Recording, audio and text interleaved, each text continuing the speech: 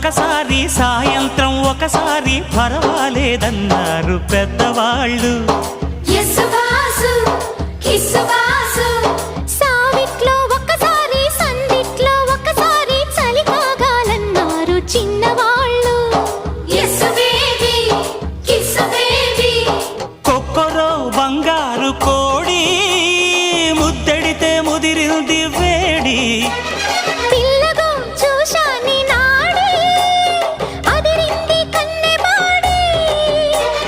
గుట్టుగా దోపిడి చెయ్యనా గుమ్మడి తాళలేను తీపి రాపిడి. నిన్నేమడగను ఎట్టాడగను ఒకసారి ఒడిలోకి రమ్మని.